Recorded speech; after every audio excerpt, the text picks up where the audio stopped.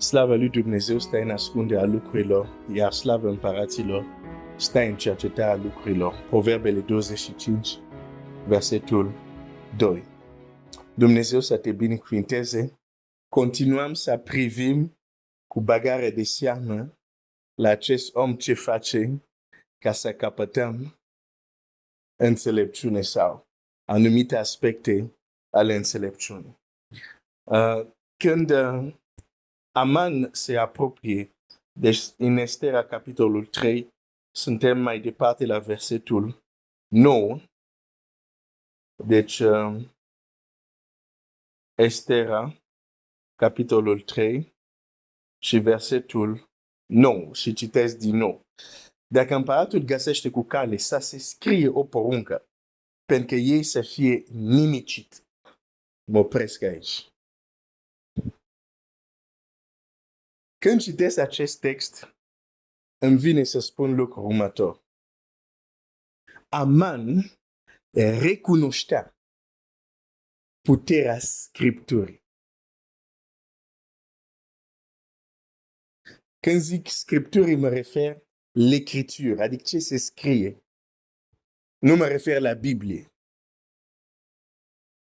Că noi când zicem Scriptura, automat ne gândim la Biblie. Dar aici când zic Scripturi, mă refer la ceea ce este scris.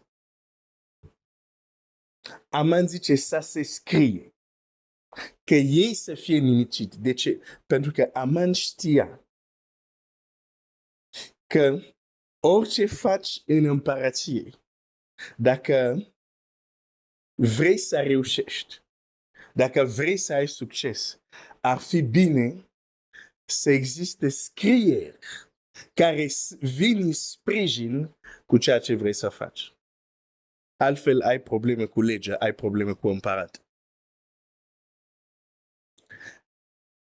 Aman avea o încredere în Scriptură, în sensul în ceea ce scrie rege.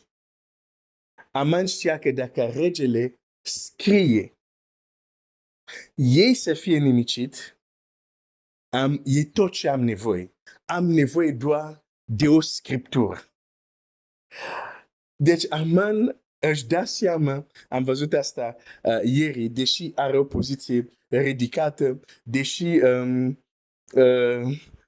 are putere, are influență mare în palatul împăratului, știa că pentru ceea ce vrea să facă, nimicirea întregului popor a lui Mardoheu, avea nevoie de ceva mai mult. Iar când s-a dus la împărat, acel ceva mai mult, care este autoritate mai multă, putere mai multă, știa că acel lucru va veni sub forma unei scrieri, sub forma unei scripturi.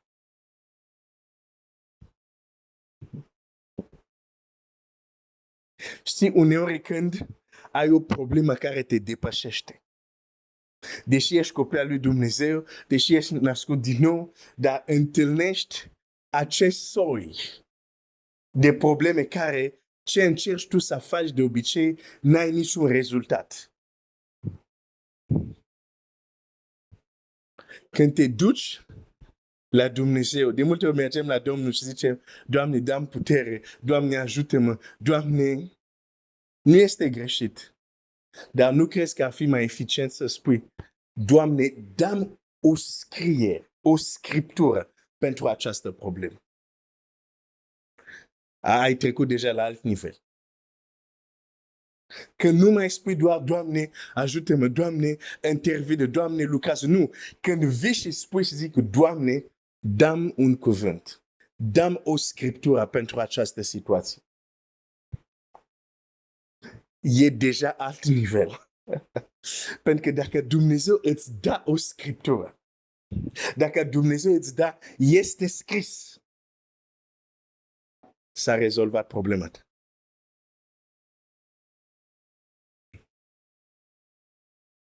Dar nu știm să mergem la Dumnezeu să-i cerem o scriptură, pentru că neglijăm puterea Scripturii. Neglijăm puterea cuvântului lui Dumnezeu. Da, zicem, da, cuvântul lui Dumnezeu e puternic, dar în mod practic. Când a fost ultima dată când ai avut o problemă sau o situație și în loc doar să te rogi pentru rezolvare, ai zis, Doamne, vreau să-mi dai o scriptură pentru această problemă, pentru această situație. De multe ori, mai repede, cerem rezolvare, cerem El să lucreze, El să facă, mai puțin îi cerem o scriptură. Aman s-a dus. A văzut că în scrierile care era atunci nu exista nicio scriptură să sprijine ce vrea să facă. S-a dus la împărat și a zis să se scrie. Am nevoie de o scriptură. Aman a înțeles că are nevoie de o scriptură. Oare nu este timpul să înțelegem și noi că și noi avem nevoie de o scriptură, dar noi nu avem nevoie să mai mergem și să zicem, Doamne, scrie. Pentru că e deja scris. Cuvântul lui Dumnezeu e desăvârșit. Nu există o problemă și o situație care vei întâlni tu, pentru care nu există în Biblie un este scris. Nu există. O să repet asta din nou. Indiferent de situații în care te afli, nu există o problemă care o ai, în care deja în cuvântul lui Dumnezeu să nu existe un este scris care ți aduce soluția și rezolvarea. De multe ori există chiar mai multe scrieri care ți aduc rezolvarea. Întrebarea este, oare credem Scriptura? Nu doar să citim ca o carte de istorie care ne povestește ce a fost, dar o carte în care putem merge și să găsim un este scris. Și acel este scris să fie Scriptura pe care ne sprijinim pentru a ne ruga, pentru a acționa și pentru a avea izbândă.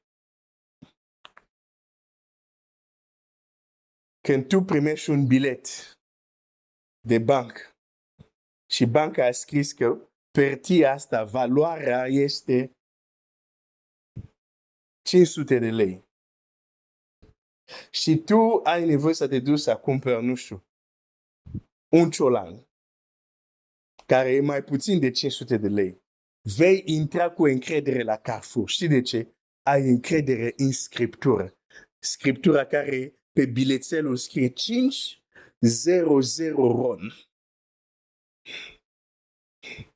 Ai încredere. Știi că o să iei ciolanul tău, nu știu cât costă, 30-40 de lei, mai probabil depinde de dimensiune. Dacă, de exemplu, e ciolanul unui elefant, probabil ajungi la vreo 200 de RON, nu? Dar ciolanul unui porc e ok. Deci, ai încredere. Știi când ajungi la casă, prezinți Scriptură. O hârtie pe care scrie 500 RON. Și ciolanul iese, nu știu, 40 de RON. N-ai nicio emoție. Ai încredere în ceea ce este scris. Avem nevoie să avem încredere în ceea ce este scris și în Biblie, nu doar pe bilet de bancă. Este scris.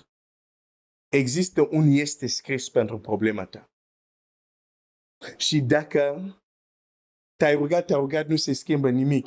Ia energia asta cu care te rogi pentru rezolvare și schimbă rugăciunea și spui, Doamne, dă-mi un cuvânt. Dă-mi o scriptură. Și te rogi, și te rogi, și te rogi. Îți spun, când Dumnezeu să-ți dea scriptura, s-a terminat cu situația ta. În sensul, va trebui doar să te sprijini pe scriptura pe cuvântul care Dumnezeu ți-l dă și se rezolvă. Când Petru a vrut să iasă din apă, din nou el a înțeles puterea Scripturii. A vrut să meargă pe apă către Domnul Iisus și bineînțeles a vrut să testeze oare fantoma aia care o văd pe apă chiar e Iisus, cum spune, că ei nu prea credeau când el a zis eu sunt. și zice, Doamne, dacă ești Tu, poruncește-mi și eu să umblu pe ape. Cu alte cuvinte, dacă ești Tu, dă-mi un cuvânt. Și dacă îmi dai un cuvânt, îmi este de ajuns să merg pe ape. Și Domnul Iisus i-a zis, vino. Și când i-a zis vino, când i-a dat cuvântul, Petru a ieșit și a început să umble. Într-o împărăție e foarte important ce a scris regele. Nu acționezi doar după capul tău sau dorințele tale. Nu. Te duci și verifici ceea ce vreau să fac. Oare este în conformitate cu ce a scris regele? Oare există un este scris pentru ceea ce vreau să fac? Atunci când vrei să reușești. Uneori există un este scris pentru ceea ce vrei să faci, dar pentru că nu cauți să găsești acea scriptură și te duci de capul tău, n-ai siguranța. La primul obstacol te descurajezi și abandonezi. Pentru că n-ai o scriptură pe care să te sprijini. Dar atunci când ai scriptura cu tine, a fost situație unde, omenește vorbind, nu aveam soluții și eram îngrijorat. Dar până la un punct. Și o să mă întreb, până când Dumnezeu a rezolvat în mod extraordinar situația, nu. Sunt neliniștit până la un punct. Până la momentul în care primesc un cuvânt din partea lui. A fost situații unde în șoaptă, mi-amintesc un moment, în șoaptă, ieșeam dintr-un birou aveam o întâlnire cu un avocat, am ieșit din birou și cum am ieșit din birou, am auzit această șoaptă. Nu te teme. A fost de ajuns.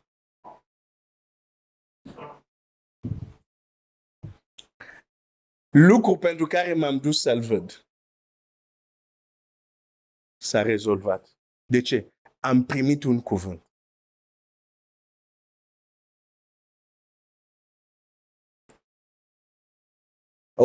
Îți spun, e altceva când știi că Dumnezeu ți-a zis. Uneori, bine, în cazul meu am primit un cuvânt, să zic, o șoaptă, dar știam că era Dumnezeu. Alteori vei găsi această șoaptă citind Scriptură, dar fie că Dumnezeu îți vorbește direct prin Duhul lui, fie că găsești în Scriptură. Când ai o Scriptură pentru o situație, lucrurile se schimbă. Domnul Iisus de multe ori a folosit această expresie. Este scris. Este scris. Noi de câte ori o folosim? Apostolii, faptul apostolilor, când trebuia să fie înlocuită Iuda, ei zic, este scris locul lui să fie luat de altul. Nu a venit Dumnezeu cu o revelație, nu. Au știut că este scris acolo. A fost de ajuns și a zis, ok, hai să alegem unul, ne rugăm, au tras la sort și l-au ales pe Matias. Dar este scris, a condus comportamentul lor. Deși faptele apostolilor, e o carte unde vedem descoperirea Duhului Dumnezeu vorbește, conduce, dar în ceea ce privește Iuda, au citit, este scris, altul să ia. N-au așteptat o descoperire. Au zis, este scris, asta facem. Și trebuie să ajungem și la nivelul lor. Adică, deși aveau descoperire de la Duhul lui Dumnezeu direct care le vorbea, dar când găseau ceva în Scriptură, pentru ei erau la fel de puternic. Este scris asta, ok, trebuie să găsim cineva care să înlocuiască.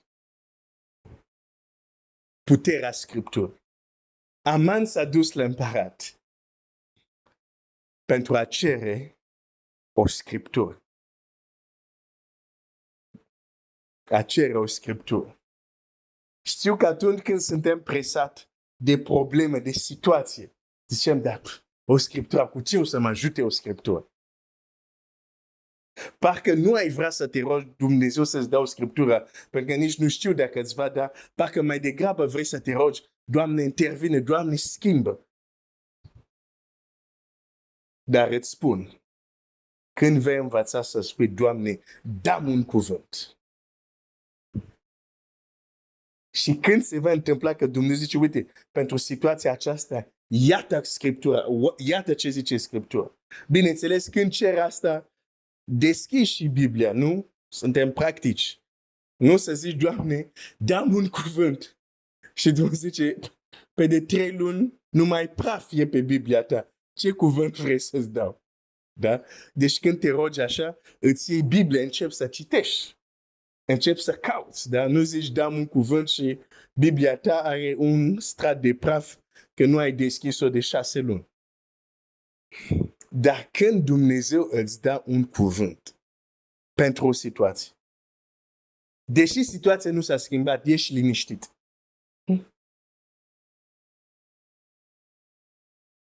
Pentru că, la fel cum ai încredere cu Scriptura de 500 de ron, când intri la magazin, nu-ți pui nicio îndoială dacă ceea ce cumpări e doar chestia asta e aproape 100. Nu ai nicio îndoială că n-ai nicio îndoială că vei fi oprit la cum să numesc asta? La acel obstacol care se numește casa de marcat. Da?